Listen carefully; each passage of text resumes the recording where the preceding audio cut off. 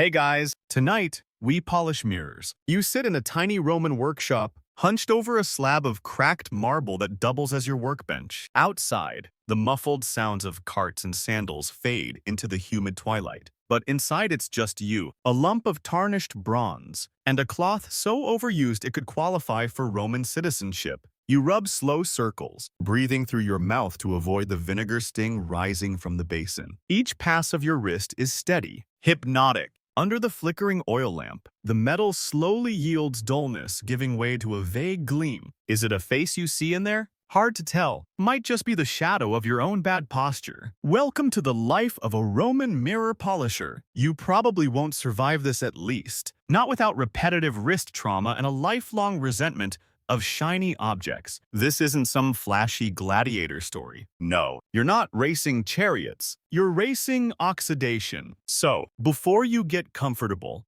take a moment to like the video and subscribe, but only if you genuinely enjoy what I do here. And hey, drop your location and local time in the comments. I love seeing where and when you're tuning in from. Now, dim the lights, maybe turn on a fan for that soft background hum. And let's ease into tonight's journey together. You're in Rome, sure, but not the postcard version. This is a back alley artisan quarter, where your neighbors shout too much and the walls always smell like garlic and melted wax. Your shop is barely more than a lean-to bolted to the side of your uncle's bathhouse. Every day, steam leaks through the cracks and fogs your mirrors before you've even finished the final polish. Your job, to turn lumps of dull bronze into something rich, Roman ladies can admire themselves in while adjusting their hair spirals. You work late because tomorrow a new batch of clients is expected, and they're picky. They'll claim your mirror makes them look tired. You'll politely suggest it might not be the mirror. The craft is ancient, even in your time.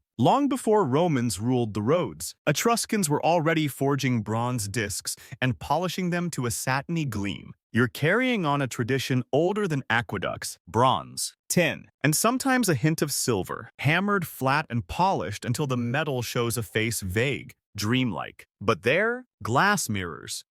Not yet. Too rare, too breakable. Glass is still for beads and the tops of perfume bottles. Real Romans trust bronze. It lasts longer and doubles as a weapon in a pinch. Tonight, your hands are slick with goat fat and crushed pumice. You use vinegar to bite the metal just enough to soften it. The cloth, woven linen, the same piece you've used all year. You tell yourself that's what gives it soul. But honestly, it just smells like regret. A cat slips under this curtain and watches you work, tail flicking. Maybe it's waiting for rats. Maybe it just likes the shine. You flick a drop of vinegar at it. It doesn't flinch. You pause, stretch your back, and listen to the night. Somewhere, a couple is arguing in Greek. You understand just enough to know someone forgot figs. Typical. Your father did this job. His father too. Back then, mirrors were seen as mystical. People thought they could trap souls or reveal lies. Now, they mostly reveal forehead wrinkles and too much wine the night before. You once tried to quit, packed your things, and headed to the coast to become a fish seller. Lasted a week. Turns out, polishing bronze is easier than gutting eels. And clients complain less. At least mirrors don't squirm.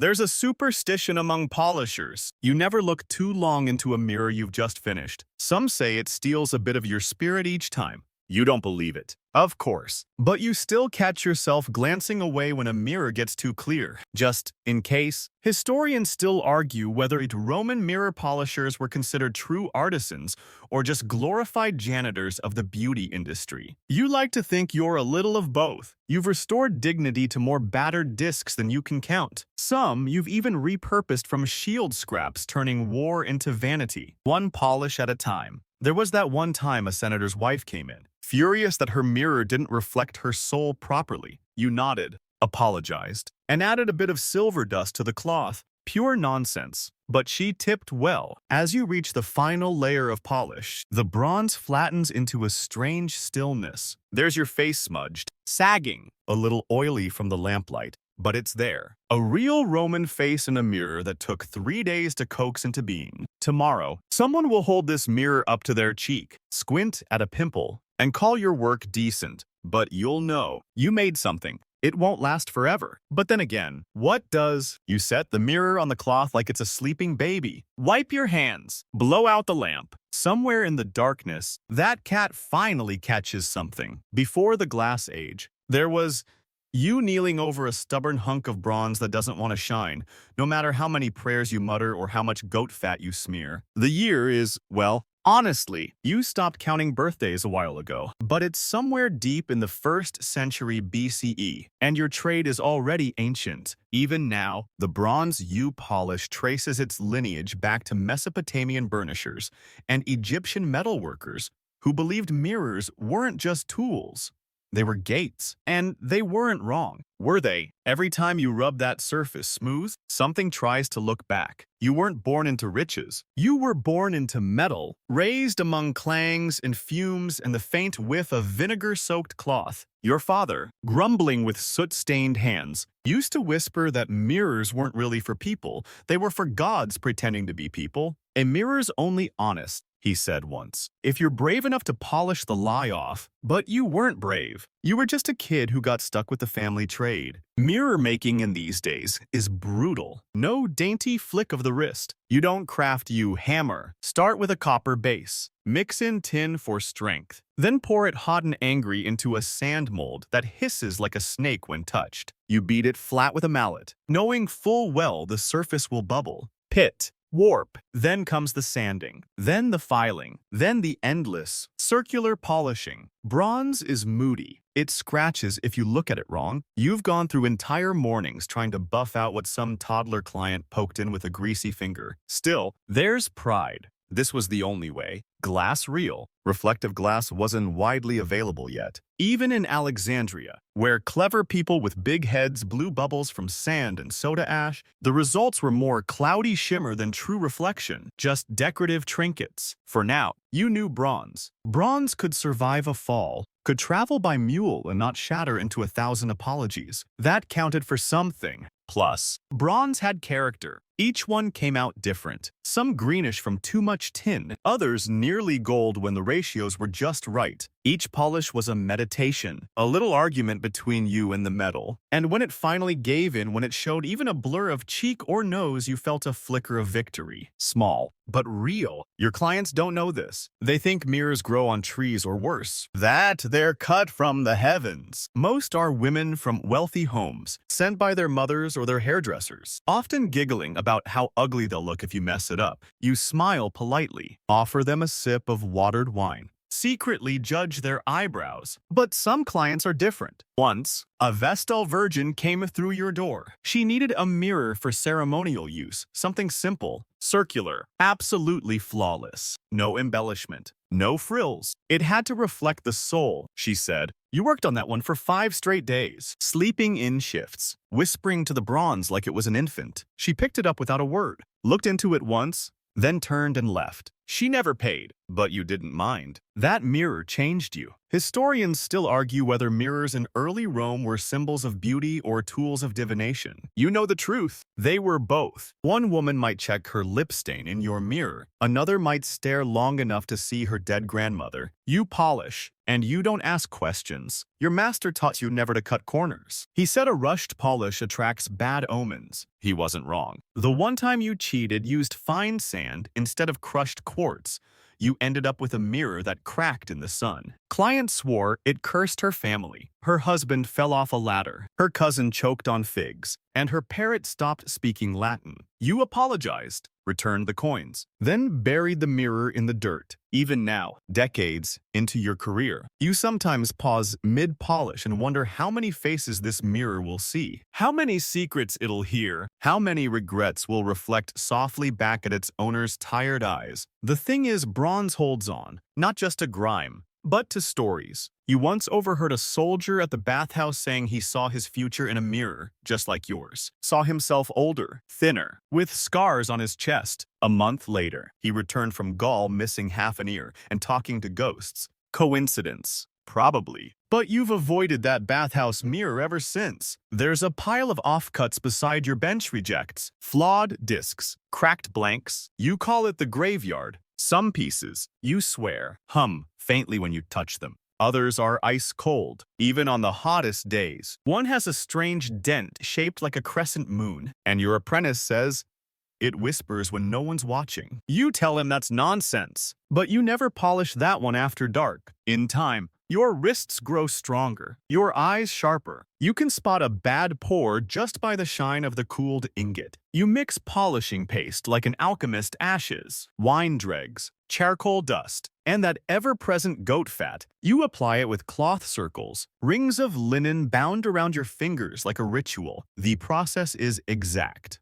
predictable, comforting. You're not rich, but you're known. In your street, you're the mirror man. Kids point when you walk by. Some of them are frightened. Others bring pebbles, shaped like circles, asking if they'll ever shine too. You take the pebbles, smile, tell them. Only if you wait long enough. You live in a world where trades pass through bloodlines like eye color or bad knees. So, when your father handed you the polishing cloth at the age of 10, no one asked if you wanted it. Want didn't factor in. You inherited the family workshop, if you could call it that, tucked behind a bakery in Ostia, where flour dust mixed with metal grit in the air. You remember being young and coughing so much you thought your lungs would turn to bronze. Your father said that meant you were becoming a craftsman. The truth is, polishing isn't a job. It's a life sentence. No one dabbles in bronze. It seeps into your fingers, your dreams, even your relationships. You once tried dating a weaver's daughter. She left after you compared her hair to burnished copper.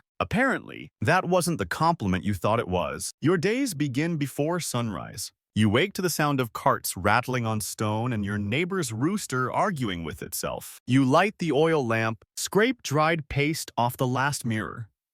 You abandon the night before and get to work. You used to feel tired. Now you just feel polished, like the mirrors have worn you down instead. The workshop is always cluttered. Buckets of sand and vinegar crowd one corner. Stacks of half-shaped blanks lean against the wall like sleeping soldiers. You have a system, but to the untrained eye, it looks like chaos. Visitors often knock over something, then pretend they didn't. You never say a word.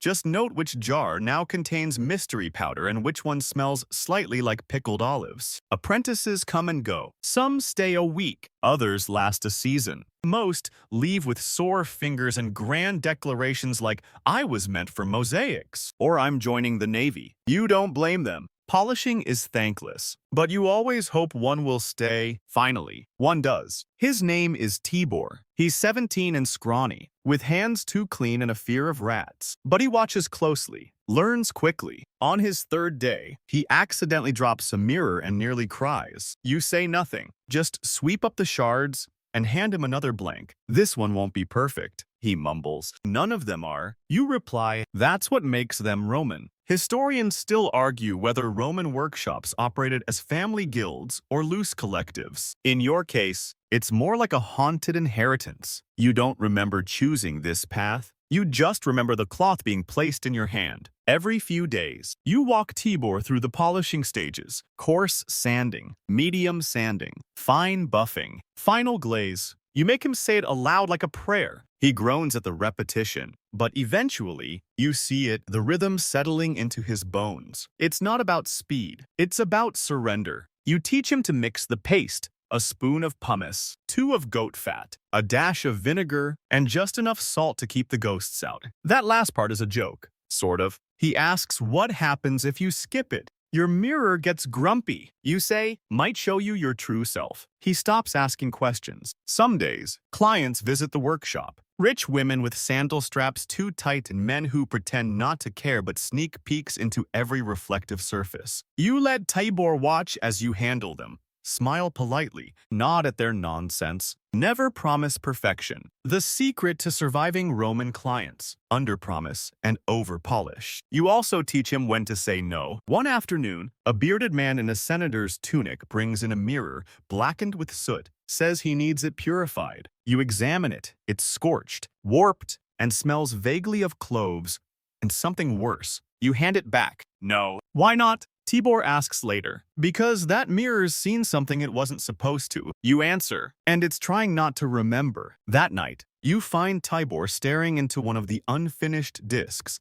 Just staring, not polishing, not breathing. You gently tap his shoulder. He jumps like he's been caught stealing. What did you see? He shakes his head. Nothing. You nod. Good. Keep it that way. The next day, he polishes twice as fast. There's a rhythm to the shop now, two cloths rubbing in tandem, two brains humming in quiet concentration. You barely speak. Except for corrections and the occasional grunt of approval, you teach Tibor to tell by feel how a mirror should resist just slightly under your cloth, how it starts to hum when it's almost done. He starts staying late. You don't question it. Some people chase the shine. Others get chased by it. You keep a small shelf in the back for your best work, the ones that listened. You call them. Each mirror has a tiny quirk, a ripple, a pale shimmer, a faint heat to the touch. You don't sell those. You're not sure why? Maybe they're yours. Maybe they're you. Tibor adds one of his own to the shelf one night. You don't say anything, but you don't move it either. By the time autumn rolls in, with its sour winds and creaking shutters, you realize something strange. You've stopped dreaming about running away. You used to imagine becoming a stonemason or fleeing to the countryside to herd goats.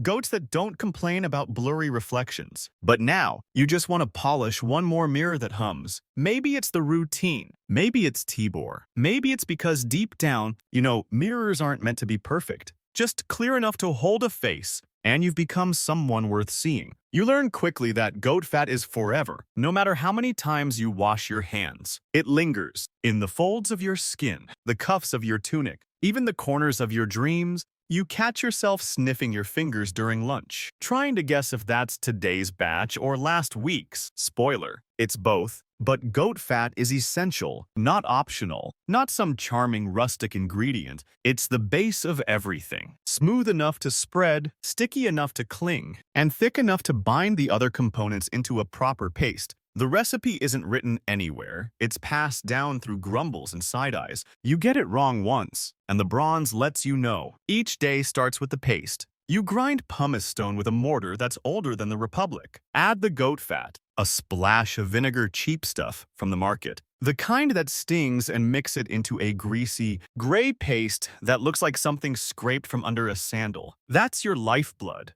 You smear it onto the bronze disc with your bare fingers. No gloves. Gloves are for cowards or glassmakers. Then the cloth linen, cut into perfect circles, layered like flat pastries. You wrap it around your hand, press it to the disc, and begin the slow, circular motion that defines your career. Around and around, gentle pressure, controlled breaths. You keep going until your arm feels like boiled rope. Historians still argue whether mirror polishers were trained as full metal workers or existed as a separate class of specialists. You don't care. Your elbow screams regardless. The worst part isn't the work, it's that the work never ends. You can polish the same mirror 10 times, and still someone will say it's not quite right, not reflective enough, too dark, too light, too honest. One client insisted her mirror made her look slightly cruel. You nodded, offered her wine, and mentally cursed her sandals. You once experimented with boar fat, thought it might have more staying power. It did, but it also made the mirror smell like funeral meat. You had to pretend it was a new Etruscan tradition. The client bought it. You never tried that again. Back pain. Constant. Wrist strain. Absolutely. There's a groove in your thumb where the cloth sits. You can feel it when you sleep. Your shoulders knot like ropes from years of slow, careful rubbing. But you don't complain. Not out loud. Complaining makes the goat fat curdle. Probably your apprentice Tibor complains for both of you. This paste is alive, he says one morning, scraping it off his palm like wet bark. It moves on its own. It should. You reply. If it doesn't wiggle, it's wrong. He stares at you, unsure if you're joking. You are. Mostly. The workshop smells like a mixture of vinegar, old coins, and sheep. Visitors gag. Clients pretend not to notice. You've grown fond of it. Sometimes you catch yourself sniffing the air nostalgically, like a bard smelling salt spray. This is your ocean. But not everything is miserable. There are moments quiet, sacred moments when the mirror begins to glow, not shine. Glow. A kind of inner warmth, like it's remembering how to be beautiful. You'll catch a glimpse of your reflection, blurry but alive, and you'll pause, just for a second, just to feel it breathe. That's what keeps you going. One day, Tibor drops a nearly finished mirror. It hits the floor with a wet clonk and rolls unevenly into a corner. You say nothing. He looks at you, panicked. Is it cursed now? Only if it bounced 3 times. It bounced twice. Then you're fine. But clean the floor. That goat fat's expensive. He laughs finally. It's the first time in days he's shown his teeth. You both know it's not really about the mirror. It's about what the mirror could have been. Some mirrors are ruined before they even reflect a single face. That evening, you test a new paste mix. Double pumice, less vinegar. It dries too fast, leaves streaks. You mutter a string of invented curses under your breath and start over. Tibor suggests adding olive oil. You nearly disown him. Do I look like I polish salads? You snap. He goes quiet again. But the joke lingers, and you find yourself grinning hours later when no one's watching. Superstition says if a mirror cracks during polishing, you have to bury the shards in salt for 7 days. You've done this more than once. Whether it works is unclear, but the salt pit behind your workshop is starting to look like a minor shrine. Some mirrors resist. No matter how much you rub, they stay stubborn, dull, distant.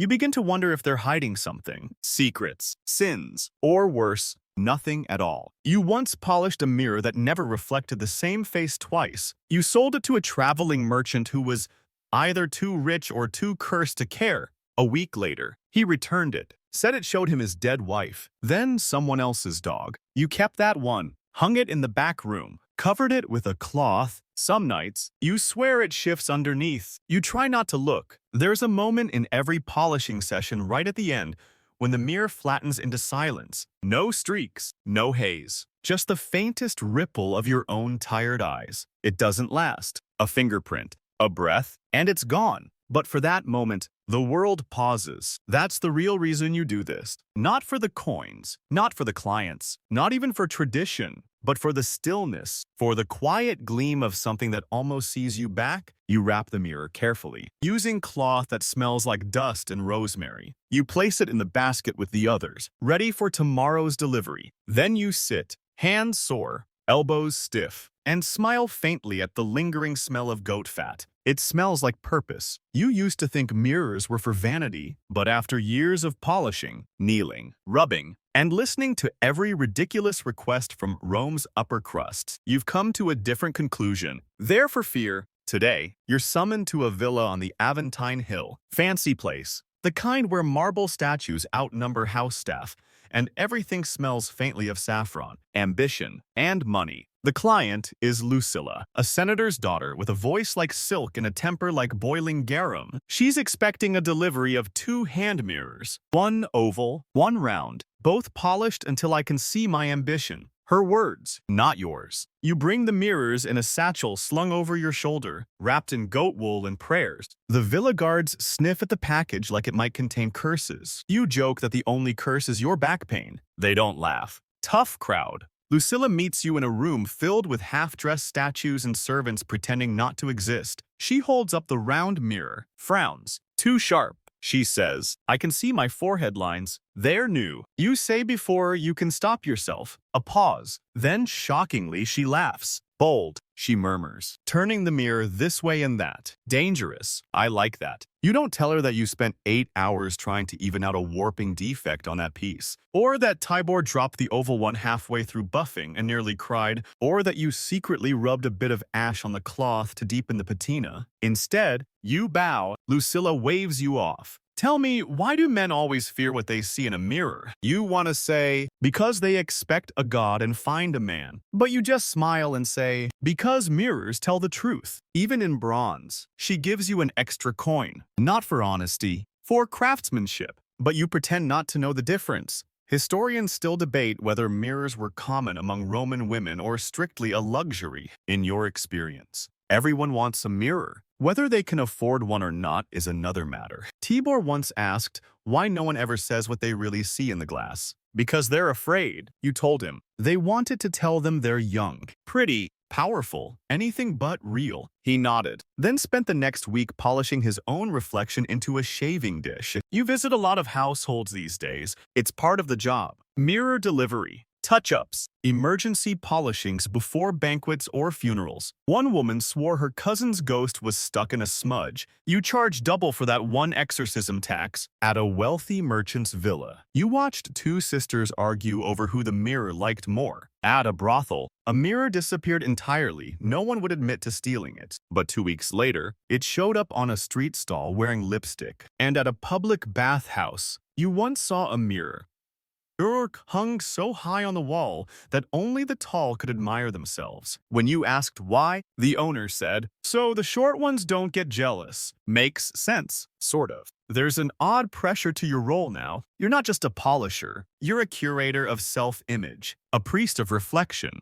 Clients trust you to shape the truth. As one noblewoman put it, she meant that literally asked you to reshape a warped disc to make her face look thinner. You did. It worked. She left happy, if slightly dizzy. You joke sometimes that bronze mirrors were the first Instagram filters. Tibor doesn't get it. You forget he's never seen your notes. One day, you're summoned to a domus in Trastevere by a man with shaking hands and a bandaged eye. "I want a mirror," he says. "That won't show blood." You pause. "I don't think bronze takes requests." He insists, offers triple your rate. You take the job. Polish carefully, buff gently, add a touch of ash and salt to dull the shine. When you deliver it, he stares into it for 10 full minutes, says nothing, pays in silence. Tibor asks what that was about. You just shake your head. Some people want a mirror to remember. Others want it to forget. You grow more selective now. You no longer polish for every senator's wife or preening merchant. You choose your commissions. You ask strange questions. Why do you need this mirror? What do you hope to see? Most people laugh. A few don't. You always polish for the ones who pause. Once, you made a mirror for a woman who had lost her sight in one eye. She asked for a surface that would reflect both sides of her face evenly. You tried, tilted the curve just enough. She held it, smiled faintly, and said, "Ah, there I am." That one stayed with you. Vanity, you've learned, is only one kind of hunger. There's also longing, regret, grief. You've seen it all in the pupils of clients as they hold up your work and search for something only they can name. You still use the same paste.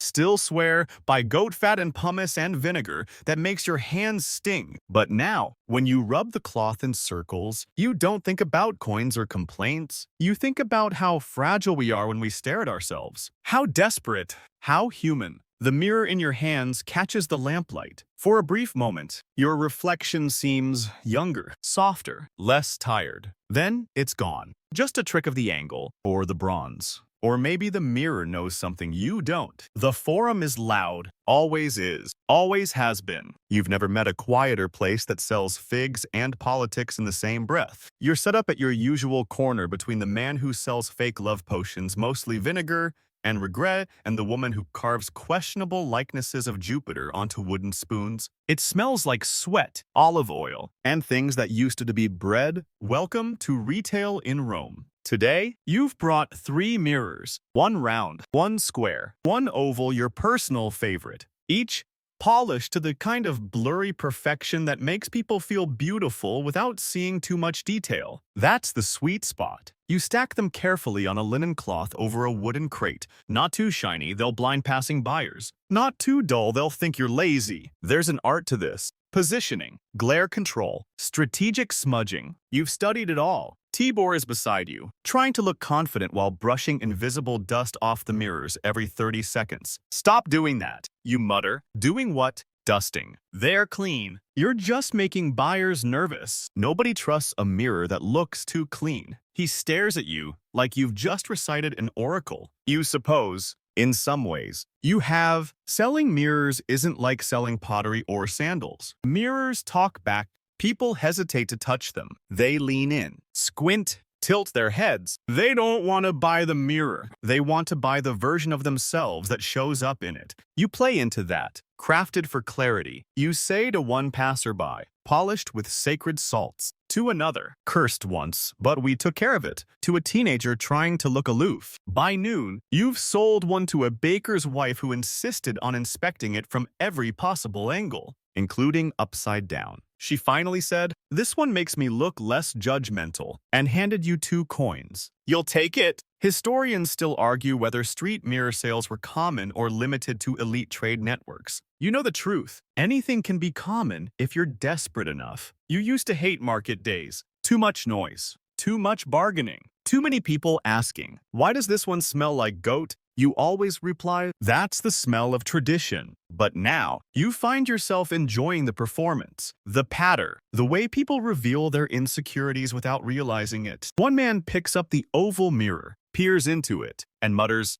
nose still big. You tell him it's the mirror's way of encouraging humility. He laughs, almost buys it, then puts it down and walks off mumbling, "Close." A woman with coal-lined eyes and a gold snake bracelet buys the square mirror. Doesn't haggle, doesn't smile, just holds it for a long time, watching herself breathe. You watch her watching herself, and you wonder what kind of story that mirror just inherited. Tibor handles the coins. He's getting better at making change without looking panicked. Still can't spot a counterfeit denarius, but you're working on it. At one point, a rival polisher sets up across from you. His cloth is too white. His mirror's too round. You know his type. Overconfident. Probably uses olive oil. Amateurs always do. You give him a nod. He nods back. The battle is unspoken. You lower your prices by half a coin. He tries to match. You call out a special deal. Buy one. Get a blessing from Minerva. Tibor blinks. "We offer that now." "No," you whisper, but it sounds expensive.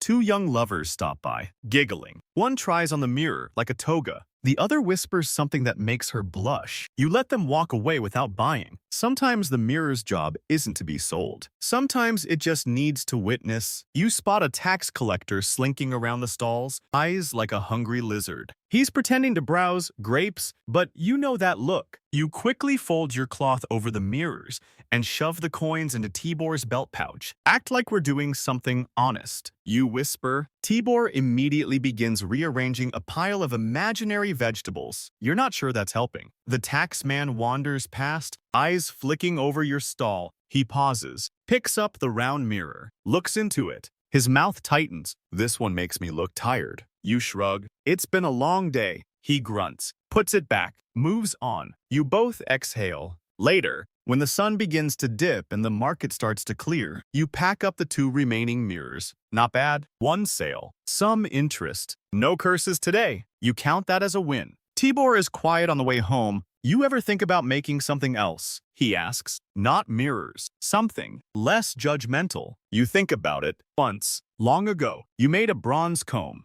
It broke within a week. Another time, you tried sculpting a small bust of Tibor's head. It ended up looking like a surprised turnip. "No," you say, "mirrors are hard enough. If they're judging me, I've earned it." He nods. Back at the workshop, you unwrap the unsold mirrors. The round one, your oldest piece, still holds a faint glint. You stare into it and see your face creased, sun-flushed, a little smug. You like it that way, because at the end of the day, every mirror you polish goes off into someone else's world. It might end up in a villa, or a brothel, or a soldier's pack heading to Britannia. You'll never know. But for a moment, just a brief shimmer, you were part of someone else's story. That's not nothing. You don't polish mirrors at night. No one does. Not if they know what they're doing. It's not the light lamps work fine. It's not the fatigue you've polished while half asleep, one hand gripping the cloth, the other cradling a cup of cold lentil soup. No, it's something older,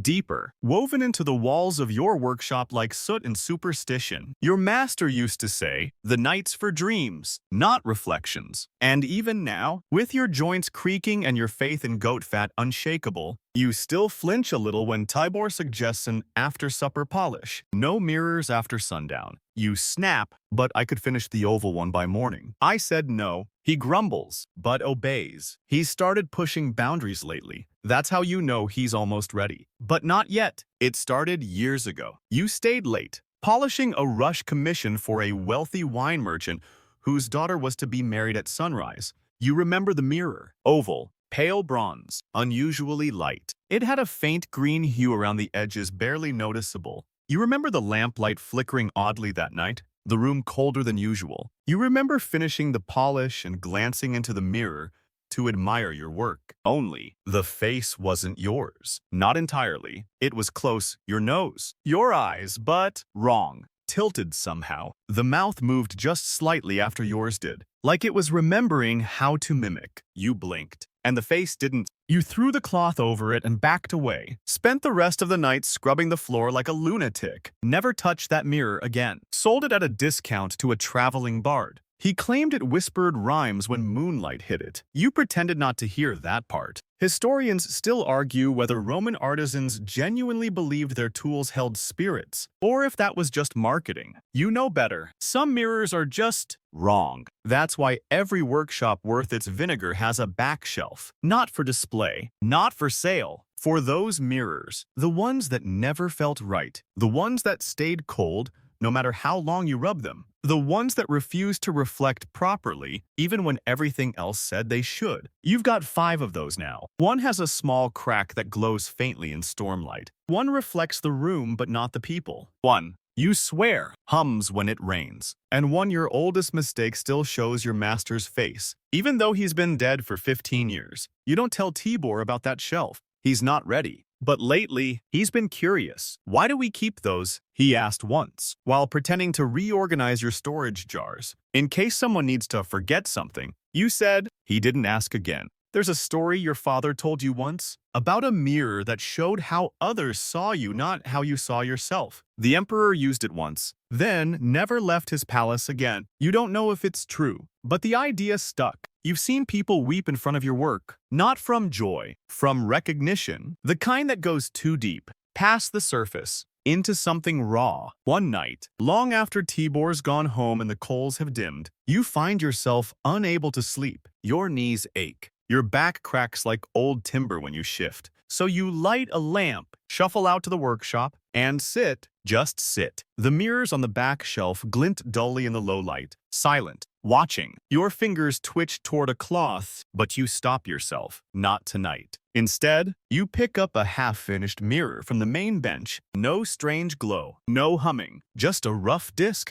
halfway between dull and dream. You run your thumb along the edge, still gritty, still raw. You think of Tibor, how he talks to the metal when he thinks you aren't listening, how he hums little songs while sanding. You used to do that. Before the silence settled in, you think of your master, who swore he once saw his dead sister wave from a mirror's reflection. You think of the bard, who claimed his mirror recited poetry in Greek. You think of the cracked one, how it never fogs up, no matter the heat. You wonder if mirrors collect fragments of us, each face, each breath, each glance. Maybe that's what gives them weight, not the bronze, the memories. You rub your hand across the unfinished disc. No paste, no polish, just skin on metal. It's cold. You smile. You're not afraid tonight, but you still don't polish, not after dark. Instead, you place the mirror back on the bench, blow out the lamp, let the room fade to shadow. And behind you, as you close the door, one of the back shelf mirrors gives a soft, unmistakable sigh. You don't turn around. There's a certain chill that follows you when you polish a mirror meant for the dead. You feel it now, curling up your sleeves as you enter the villa of Domitia Cosina, widow of Gaius Septimus, who reportedly choked on a fig at dinner and died mid-toast. Some say it was a stroke. Others say the fig was poisoned. You say nothing.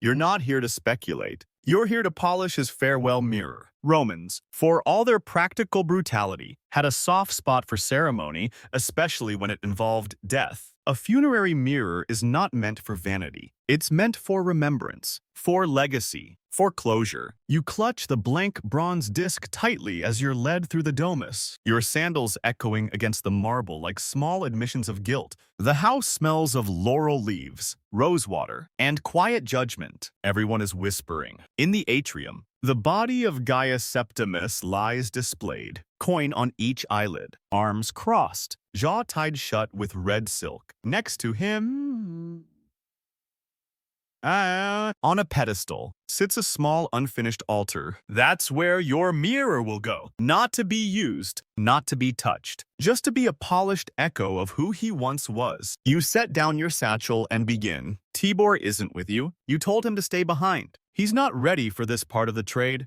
death work. delicate. It's not just about the polish, it's about the energy. You don't want his clumsy enthusiasm soaking into the bronze. You unwrap your materials. The good paste goat fat aged 3 weeks for extra tack. The double woven linen cloth. A tiny brush for dusting out etching grooves. Everything smells slightly wrong here. Too sweet, too cold, too reverent. You suppress a shiver and get to work. First, you mark the edges with your polishing guide, tiny chalk dots to maintain even pressure. Then the slow circles begin. Not fast, not eager. Funerary mirrors resist haste. Historians still debate whether funerary mirrors were made to reflect the deceased or absorb their image entirely. You've never been sure, but you know one thing, they feel different. As the bronze begins to respond, a soft sheen rises beneath your fingers, not bright, not sharp, just enough to catch flickers of motion in the room.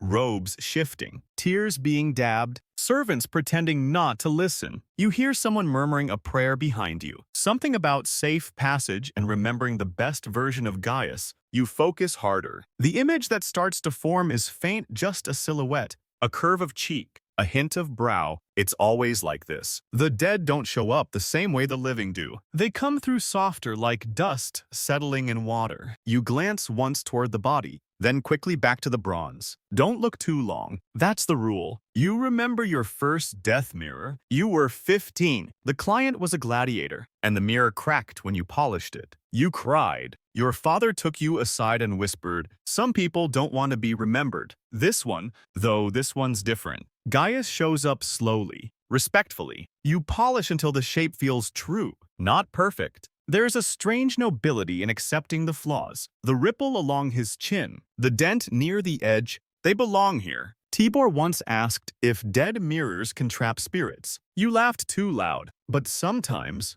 you wonder. You finish with a whisper of ash across the edge. It dulls the frame, makes the central image stand out. You exhale slowly and wipe the sweat from your brow. Demetria appears behind you, veiled in black. She doesn't speak, just steps forward and places her hand near the mirror, never on it, just beside it as if listening. Finally, she says, "That looks like the man I married," but calmer. You bow. She hands you a pouch of coins and a folded piece of linen. "For the next one," she murmurs. "There's always a next one." You nod. Outside, the light stings your eyes. You breathe deeply, trying to get the scent of laurel and ghosts out of your nose. The sky is heavy with dust, the kind that settles on rooftops and regrets. Back at the workshop, Tibor is sketching designs for a hand mirror shaped like a crescent moon. You don't interrupt him. Instead, you wash your hands twice and wrap the polishing cloth in salt before putting it away. You never reuse the death cloths. You burn them on market day with a prayer and a slice of burnt bread. That night, you sit by the fire, clothless hands folded in your lap. You think about Gaius Septimus. You think about Domitia and her strange calm. And you wonder, not for the first time, if the last face the mirror sees stays hidden beneath the bronze, not gone, just waiting. Glass arrives quietly. No trumpets, no bloodshed, just a whisper in the marketplace and a ripple through your bones. You hear about it from a pottery merchant first. He says a trader from Alexandria brought mirrors you can see through, but also into, that's how he describes them, vague, suspicious, magical. You dismiss it at first. Traders exaggerate. Alexandrians doubly so. But then Tibor comes back from the docks one morning, pale and shaken. "I saw one." He says, "A glass mirror." You drop your polishing cloth. "They're real." He nods slowly. "Too real? It's like it knew I was lying to it." You want to scoff, but your fingers are already twitching. You spend the day polishing aggressively, as if by outshining your fears, you can delay the future. The following week, one shows up at your doorstep. A courier from a wealthy spice merchant delivers it personally, wrapped in silk. Client wants to know. The note reads, "If you can make it clearer." You unwrap the cloth and there it is. Glass. Not fogged like the early attempts you've heard rumors of. Not dimpled or hazy. This one's sharp, cold. The backing is polished metal silver, maybe even mercury, and the glass is thick, heavy, impossibly smooth. You run your fingers along the edge. It feels like betrayal. The reflection inside is too honest, too fast. No soft shimmer, no gentle delay, no forgiveness. You see everything. The lines around your mouth, the tired red in your eyes, a thread of goat fat still clinging to your sleeve. The bronze never showed this much. You hate it immediately. You send a note back. I work with bronze. The next day, you lose 3 clients. Historians still argue whether the invention of glass mirrors marked the death of bronze artisanship or just another phase. You know what it means? It means extinction, slow, quiet, and inevitable. Not with swords. With surface tension, you can't compete. You try. For a few weeks, you experiment, mix pastes, change cloth textures, try to make your bronze brighter, sharper. You even consider adding silver dust, but it's expensive and feels like cheating. Tibor offers to look into glass making, just to learn. He says, you shake your head. That's not our craft.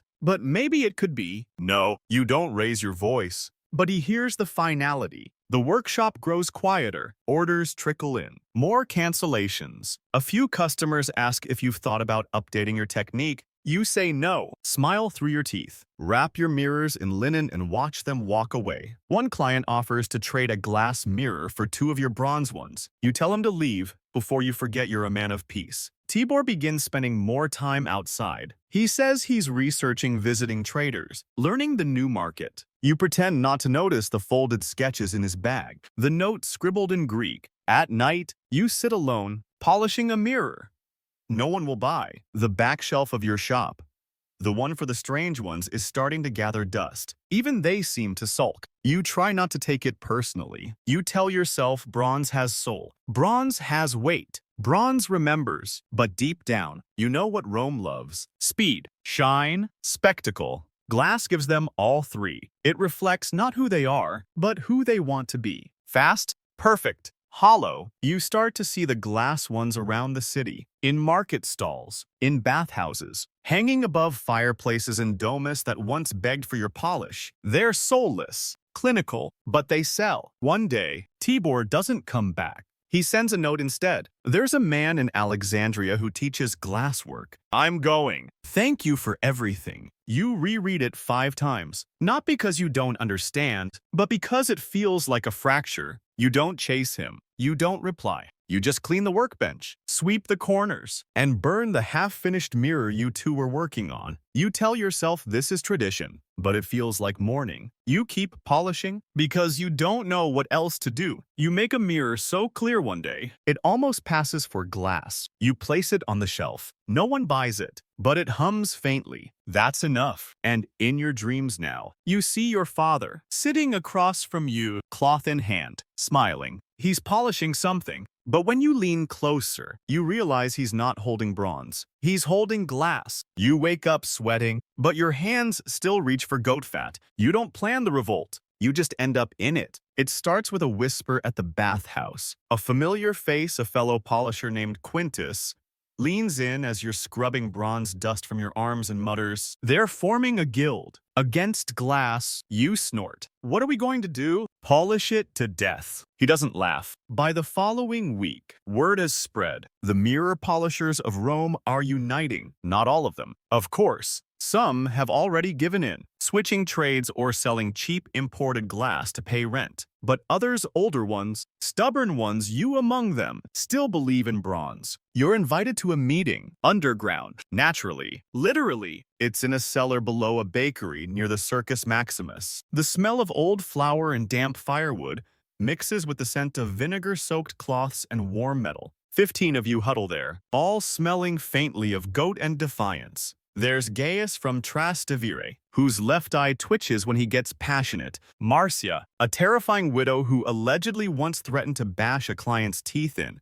with a warped compact mirror. Even old Septimus, who hasn't polished anything in years, but carries around a cloth for emotional support. Someone has drawn a diagram on a wine-stained table, a crude sketch of the Roman market lanes, mirror stalls marked with X's and skulls. You stare at it. "This is ridiculous," you whisper. "Is it?" Marcia replies, rubbing her knuckles. "We built this trade. Now glass rolls in, all smug and sharp and soulless, and everyone's just supposed to forget us." You stay quiet because she's not wrong. Someone starts chanting, "Real reflections, Roman made." It doesn't quite rhyme, But it sticks. By the third meeting, it's become a movement. You get roped into organizing a boycott. Bronze polishers agree to shut their stalls for 2 weeks in protest. That sounds dramatic until you realize that means no income. You do it anyway. You spend those 2 weeks polishing at home, stockpiling, preparing for the comeback that may never come. Historians still argue whether the Bronze Polisher Guild ever truly existed or was just a loosely organized tantrum. You can confirm it was both. Some members want to take more aggressive action. There's talk of breaking glass shipments at the docks, accidentally knocking over stalls, or slipping false rumors about mercury poisoning. You draw the line there. I polish. You say, not poison. But you do help spread the slogan. Bronze shows the truth. Glass sells the lie. It appears in chalk on market walls, on scraps tucked into scroll deliveries, on a dog. Once, painted across its side in charcoal, Tibor returns briefly from Alexandria during this period, glass in his bag and guilt on his face. He visits your shop late one evening. You're sitting by the coals, turning an old mirror slowly in your hands. He doesn't knock, just stands in the doorway like a regret you forgot to lock out. I thought you'd want to see, he says. He pulls out a small oval mirror, glass-fronted, silver-backed, light as a whisper, perfectly flat. You glance once. It's flawless. It's disgusting. Nice, you say. When do you start making them by the dozen? He flinches. I didn't come to argue. You came to flaunt. I came to offer. You hold up a hand? No offers. No alliances. Just leave it on the table and go. He does. The mirror sits there for days. You don't touch it. But sometimes, you swear you see it tilt slightly when your back is turned. You finally hide it under a stack of broken bronze blanks, just in case it's contagious. Then comes the turning point. A senator's wife, a loyal client, orders 2 mirrors for a banquet. She insists on bronze. Glass makes me look brittle. She says, bronze makes me look timeless. You nearly weep.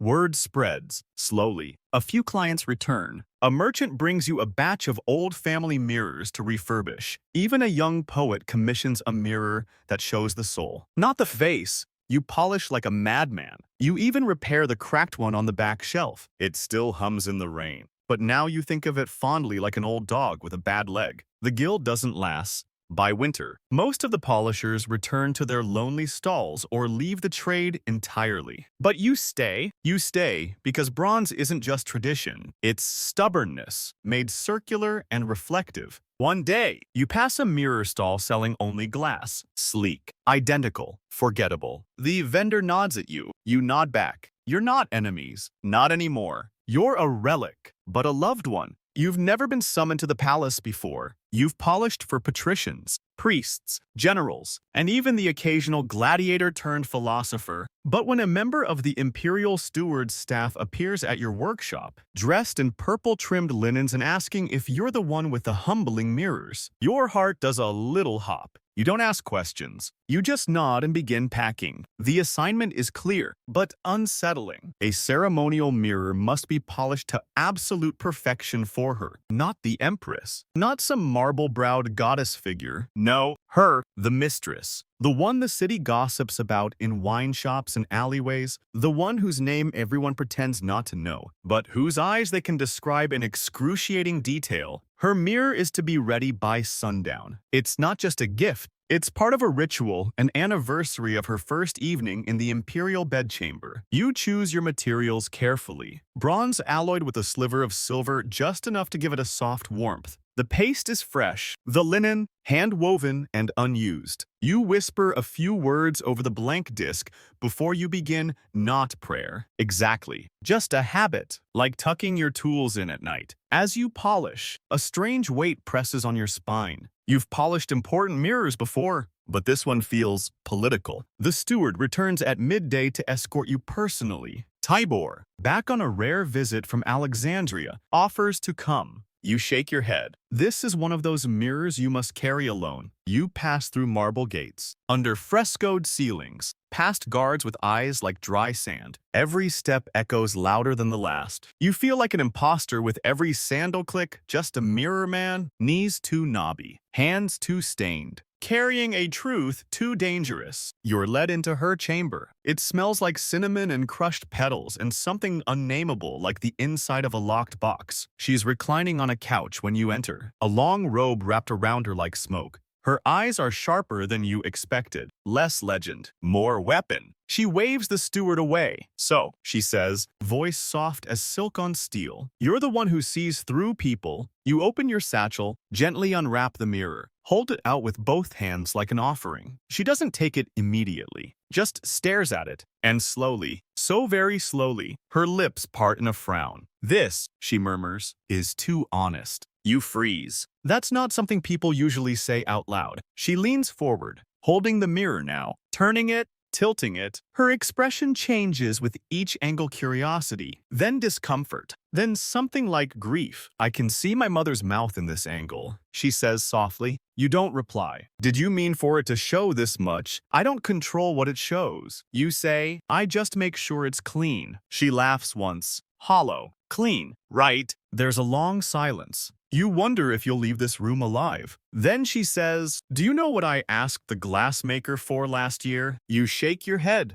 A mirror that made me look necessary. She places your mirror down, as if it might bite her. This one makes me look real. She closes her eyes, thinks, then gestures to a corner. Leave it there. I'll decide if I want to keep it. You obey. Bo. Turn to go. Wait. You stop. She stands, walks up to you. You can smell the oil in her hair, see the outline of her reflection hovering behind her in a bronze basin. She reaches up and with one finger traces the worn groove in your thumb, the one shaped by decades of cloth and metal. Keep making mirrors like that, she says, even if they get you killed. You don't know what to say, so you don't. You leave. Back at the workshop, Tibor is unpacking something wrapped in straw, another glass shipment. You say nothing. Just pour water into a cracked bowl. Wash your hands slowly, deliberately. Historians still debate whether the emperor's mistress ever truly wielded influence or simply reflected it. But you know, some mirrors don't reflect power. They contain it. And she didn't like what hers held.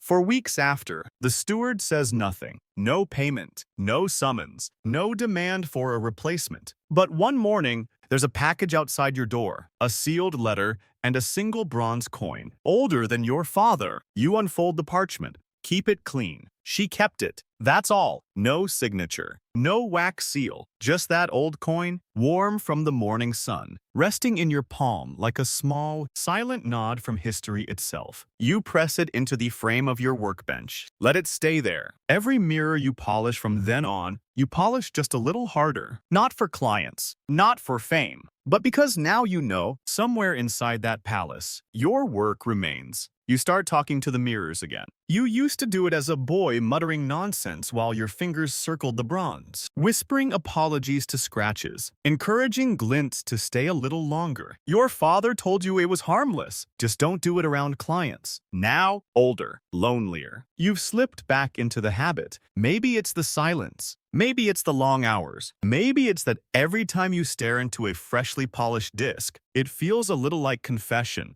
Today, you catch yourself mid-sentence, saying, don't make me think about her again. You're not sure which mirror you were speaking to, and you're not sure who her is. Your mind drifts more now. You polish by memory. Your hands know the pressure before you think to apply it. You dream while awake, mirrors reflecting things behind you. Bronze whispering secrets in a language only the tired understand. One morning, you realize you haven't left the shop in 3 days. Tibor visits, unannounced, holding a paper cone of roasted almonds. He watches you work without speaking. Eventually, he says, you need to sleep. You shrug. Mirrors don't wait. He sighs, leaves the almonds. You don't eat them. That night, you lie awake staring at the ceiling, replaying old commissions like a haunted bard. The noblewoman with too many cats. The merchant whose mirror always fogged when he lied. The boy who wanted to see his father's face again. Each face stays with you longer than it should. You wonder if the mirrors remember too. You reach a point where you can't polish without questioning everything. You find yourself staring into a mirror mid-session, asking it things.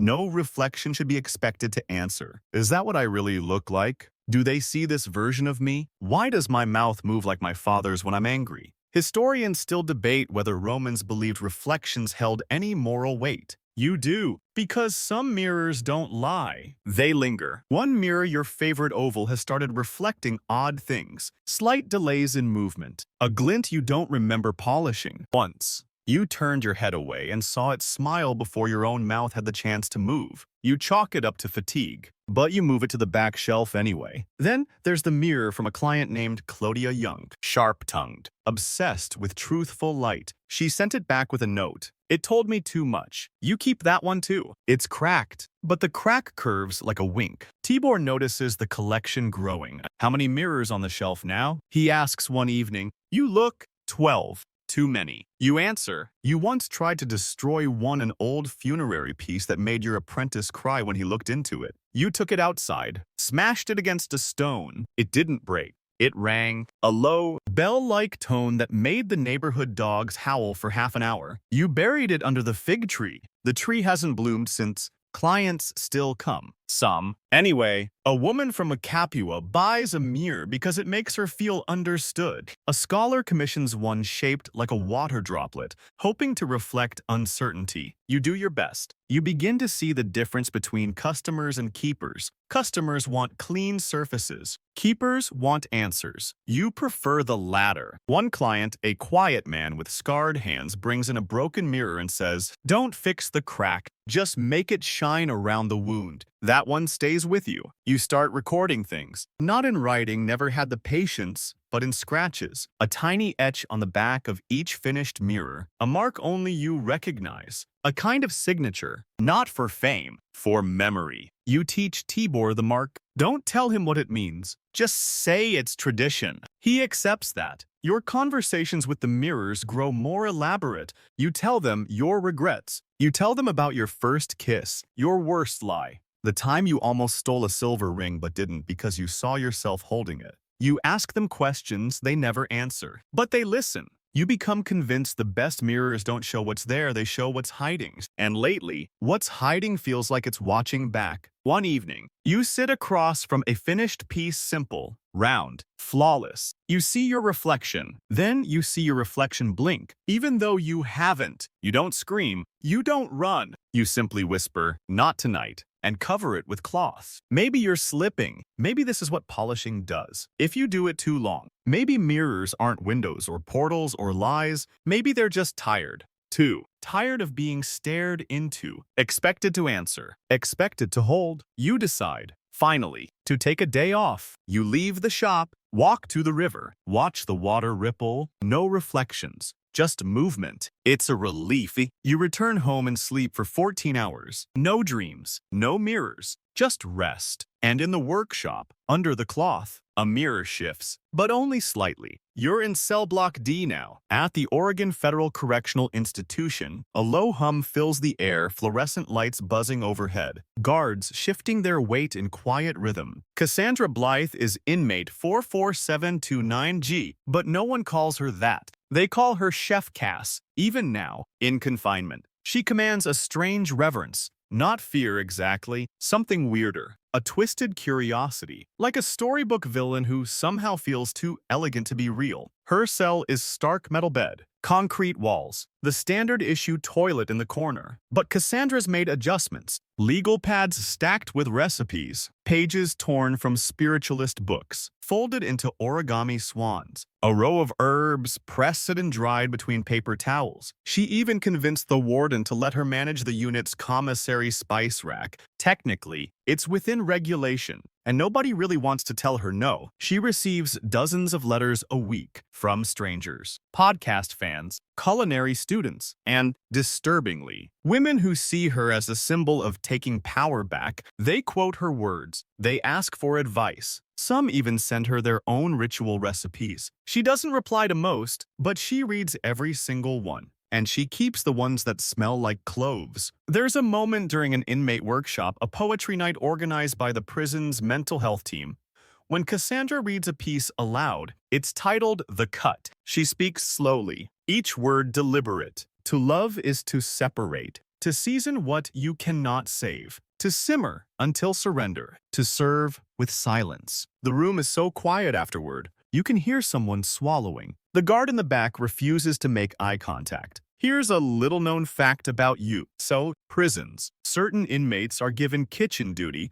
as part of their work rotation. It's meant to build responsibility, routine, a sense of purpose. Cassandra was banned from it on day one, but not before she submitted a 5-page proposal for reimagining the inmate meal schedule based on lunar cycles and emotional balance. The final page included a sample menu. Breakfast, rosemary oatmeal with quiet reflection. Lunch, lentil stew served with acknowledgement of regrets. Dinner, something warm, shared in silence. She titled it, Redemption on a Tray. The warden denied the request. She framed the rejection letter. And now, the most unsettling part. Cassandra has started writing again. Not letters, not manifestos, a cookbook. She's calling it the Tender Doctrine. Prison officials can't legally stop her. As long as it doesn't contain coded language or direct threats, she's allowed to write and publish. She claims it's not about violence. It's about intimacy, she says, about preparing someone with the care they were denied in life. Each chapter has titles like The Boil,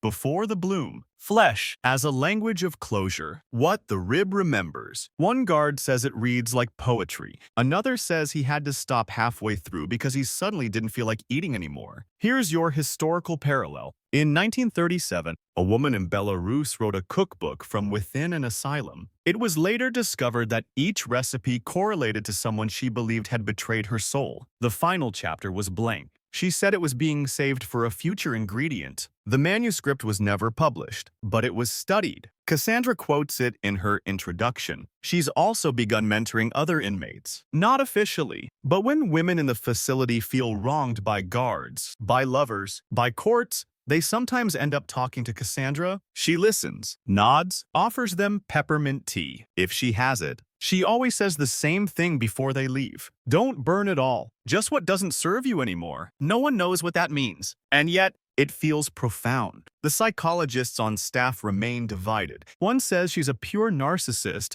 with performative empathy. Another claims she exhibits symbolic cannibalism with ritualistic boundaries. But they all agree on one thing. She's not improving. She's refining. Visitors are rarely approved. Most family cut ties. But once, a culinary journalist was granted access. She asked Cassandra point-blank why she did it. Cassandra tilted her head and said, I didn't kill my husband. I seasoned our history. The journalist didn't finish the interview. She left the recorder behind. And the public, still obsessed. A streaming service announces a dramatized series titled Hemlock, The Cassandra Blythe Story. It trends before it even airs. In response, Cassandra pens a short essay called Serving Cold. In it, she writes, They'll sell my story like brisket. Package it. Consume it. But remember, what you eat becomes part of you. And I am already inside. She signs it. Cassandra Blythe. Life sentence. Medium heat. It's been 3 years since her conviction. She hasn't aged. Or if she has, it's not showing. She still walks the block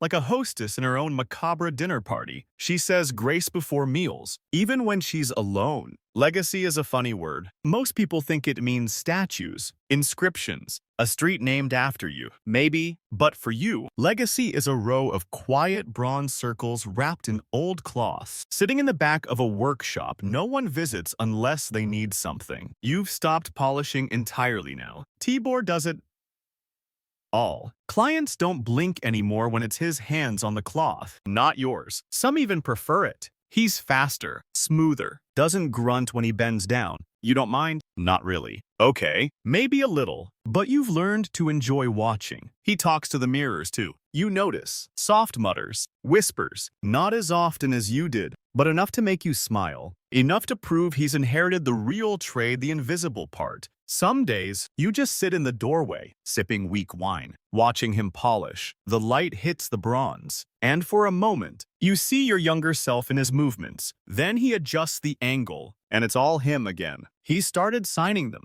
A tiny mark on the edge, different from yours, but not by much. A curve, not a notch. You never told him to. He just knew. That's how you know he's ready. He even asks about selling to temples now. Ritual mirrors, he says, ones that aren't for faces, but for sky reflections, rain collection, auguries. You laugh. So we're gods now. He shrugs. Why not? We already tell people what they look like. Historians still argue whether bronze mirrors were ever used in divination. You know for a fact they were. One priestess once demanded a mirror so pure it would bounce bad omens. You polished that one for 2 weeks straight. It cracked in the sun during her first ritual. Some things just don't want to be purified. You've started writing down your methods, not for publication, just for Tibor. A page on paste ratios. A page on how to hold the disc when your hands are cold. A page on what to do if a mirror refuses to shine after the third polish walk away for an hour. It's not you, it's it. You draw diagrams of cloth motion. Notes in the margins like, too much salt equals bitter edges. Add ash for funerary softness. If a mirror makes you cry, stop. You tie it all together in a scroll wrapped in waxed cloth. Hand it to Tibor one morning without ceremony. He reads it in silence. When he looks up, his eyes are shinier than usual. You say, don't lose it. He says, I won't. You don't hug. You're still Roman. But he does put his hand on your shoulder. Briefly, firmly. Enough. Word gets around that one of your mirrors ended up in a scholar's cabinet near the Tiber Library. An old, oval piece, no name engraved. But the scholar claims it's the cleanest bronze I've ever seen. He lectures about it twice a month. You never go listen, but you send Tibor. He comes back saying he thinks it's from Alexandria. You nod. Good. Let them argue about it. There's pride in anonymity. Something warm in knowing your fingerprints might still live on a surface.